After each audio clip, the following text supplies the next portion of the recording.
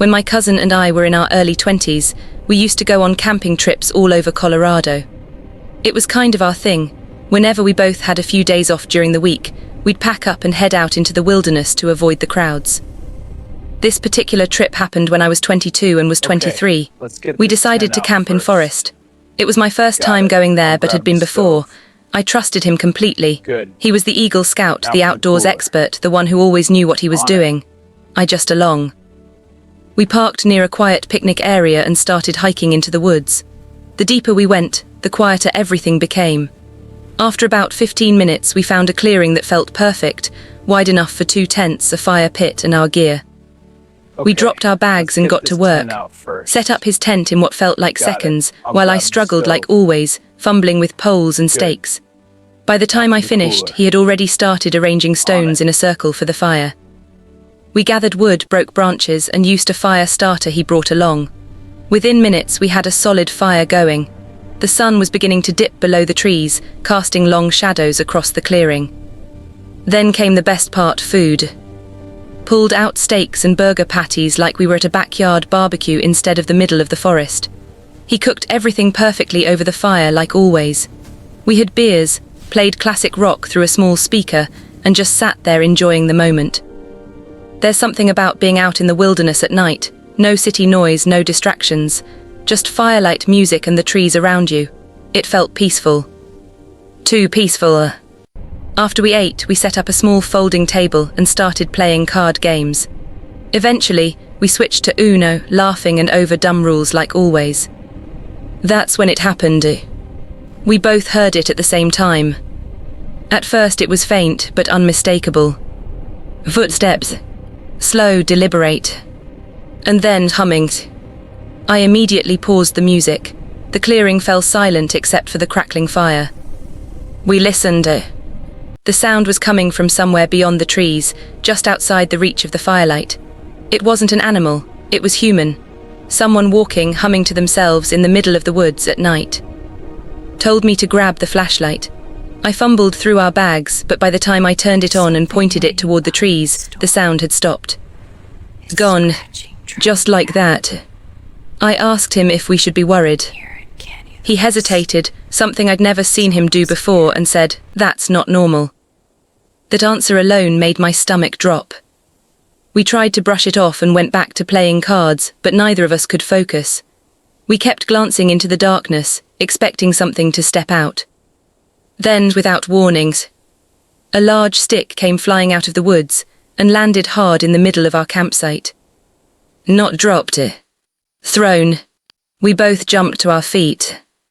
Immediately started yelling into the darkness, "Hey, whoever's out there, knock it off, get lost." For a second there was nothing. Then we heard it again. Footsteps. Moving away this time, slowly fading into the distance. That's when I said we should leave. Pack everything and go. But shook his head. Not in the dark, he said, that's worse. Reluctantly, I agreed. We kept our bear spray close, suddenly wishing we had brought something stronger, and decided to stick it out until morning. But neither of us felt safe anymore. Every sound in the forest now felt wrong. Branches snapping, leaves shifting, things moving just out of sight. It didn't sound like animals. It sounded like someone, or multiple people, moving around us. Eventually, we agreed to take turns staying awake. One of us would keep watch while the other slept. Took the first shift. I crawled into my tent, it up, and laid down in my sleeping bag. Despite everything, exhaustion pulled me under. I don't know how long I was asleep. But I woke up suddenly. At first, I didn't know why. Then I saw it. A silhouette. A head. Right outside my tent, inches from the fabric, in at me. My brain, still half asleep, tried to make sense of it. I mumbled, "Is it my turn?" The figure didn't respond. It didn't move. I stared at it, my vision slowly adjusting to the darkness, trying to make out any detail of a face, but there was nothing, just a shape. Then suddenly, the zipper of my tent slid shut quickly. The head disappeared. I laid back down for a second, confused, trying to process what just happened. Then it hit me. Hard. I sat straight up, my heart racing. That was. I listened carefully. Footsteps. Walking away. I immediately unzipped my tent and stepped out into the cold air. The fire was completely dead. The campsite was empty. Wasn't there. Panic hit instantly. I rushed over to his tent, yanked it open. And there he was. Fast asleep. Exactly where he should have been. I felt this wave of pure terror wash over me. My whole body went cold. I shook him awake, probably harder than I meant to. There's someone here, I whispered urgently. It took him a moment to wake up fully, but when he did, he grabbed the bear spray immediately. He admitted he must have dozed off while on watch. That didn't make me feel any better. We decided right then that we were staying in the same tent. No arguments. When I went to grab my sleeping bag, I heard it again. That humming. Closer this time. I froze. Do you hear that? I whispered. Yes, said quietly. We didn't waste another second. We got back into his tent, it shut, and sat there in silence with the bear spray in our hands. Those next few hours felt endless. Every tiny sound outside made my heart jump. At one point, I remember thinking I would rather deal with a bear than whatever was out there. At least a bear made sense. This didn't. Eventually, we switched shifts. I stayed awake while slept, but honestly, I don't think I ever truly relaxed. When dawn finally came, it felt like we had survived something. We packed everything up as quickly as possible and got out of there the moment there was enough light to see clearly. Neither of us suggested staying another night. We didn't talk much on the hike back. We didn't need to. We both knew something was very, very wrong about that place, or whoever was out there with us. It's been years since that night. Has asked me a few times if I want to go camping again. I always say no. Because the truth is, I'm not afraid of the woods anymore. I'm afraid of the people who might already be in them. I was home alone one night when I was about 15 or 16 years old. I don't remember exactly why my entire family was gone, but I do remember I was completely absorbed in playing on my computer. I used to spend entire nights gaming, especially on weekends, and that night was no different. My room was on the first floor, and it was the only room in the house with the lights on. Out of nowhere, the doorbell rang twice. Annoyed at having to leave my game, I rushed downstairs and called out, "Who is it?" A soft, weak voice responded, but I couldn't make out what it said.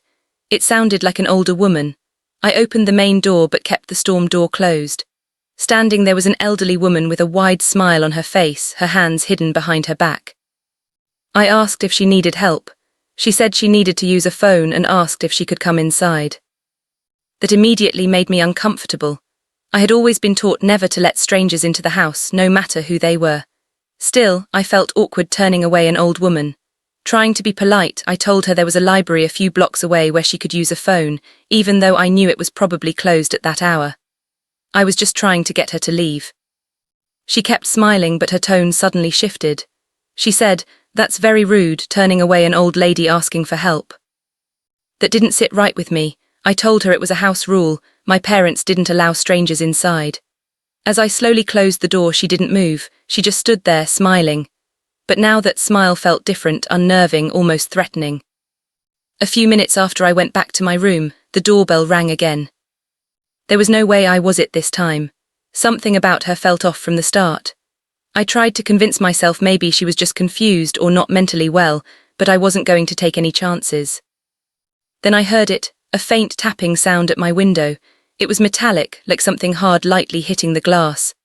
My window was right in front of my desk, but the blinds were down. Still, I had a horrible feeling I knew exactly who it was. My room was the only one lit in the entire house. If she had walked around, she would know exactly where I was. The tapping continued. I muted my game. At that point, I didn't care about winning anymore. I quietly left my room and sat in the dark living room trying to stay out of sight. Then the doorbell rang again, multiple times. This was starting to feel like harassment. After a while, I tried to convince myself maybe she really did need help. Maybe I was overreacting. So when the doorbell rang again, I decided to check, just to ask if I could call someone for her instead. But when I opened the door, it wasn't her. It was a man, probably about 10 years younger than the woman. He asked if I had seen his mother. I told him she had just been there. He apologized and said she had dementia and had wandered off. I felt a bit guilty hearing that. Then he asked if he could come inside for a minute. That immediately set off alarms again. Why would he need to come inside? I told him we could talk through the door. I also mentioned that I thought she might have gone into the backyard since I heard something near my window. He thanked me and walked off down the side of the house. But when I went to check out back, there was no one there. Not him, not the woman. That made everything feel even more wrong. Later that night, as I was lying in bed trying to fall asleep with the TV on, I heard the tapping again. The same metallic clinking against my window. This time, I slowly lifted the blind just enough to peek outside. There she was, standing right outside my window, smiling the same unsettling smile, tapping a kitchen knife against the glass. I dropped the blind immediately and crawled back into bed, frozen. My heart was pounding. It didn't feel real. Moments later, the doorbell rang again, repeatedly. At that point, I was convinced this was some kind of setup.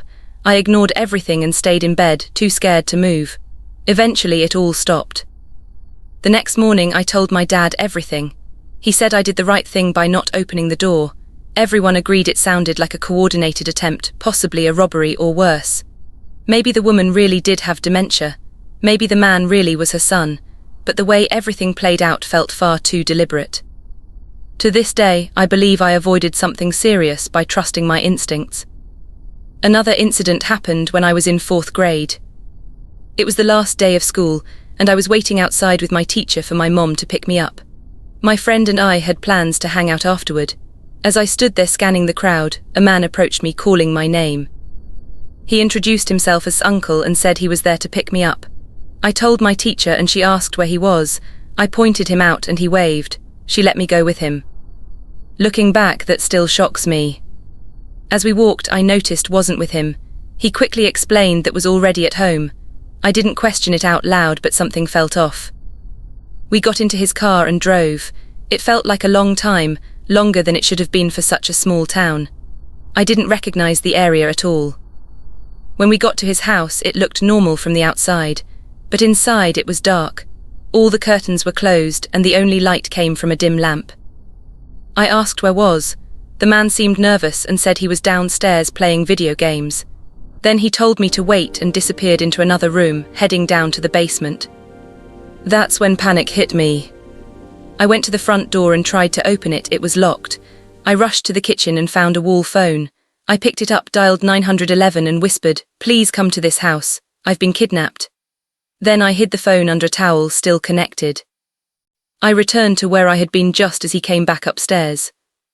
He called me to come downstairs. I didn't move. When I asked if I could leave, his entire demeanor changed. He grabbed my wrist and forcefully pulled me toward the basement. I screamed and cried, but he dragged me down and locked me inside. The basement was empty, cold, and dimly lit by a single bulb. It felt like a nightmare.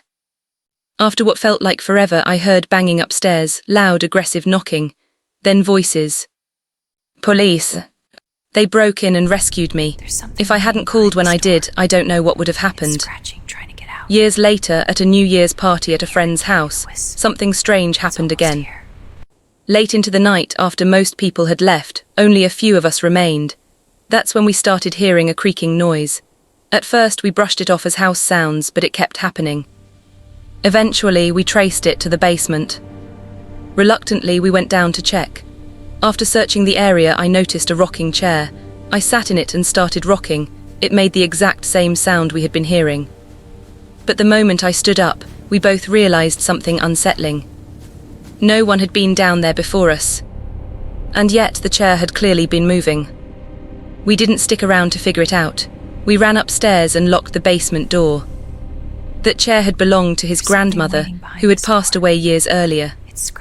I've never experienced anything quite like that before or since, but it still gives me chills thinking about it.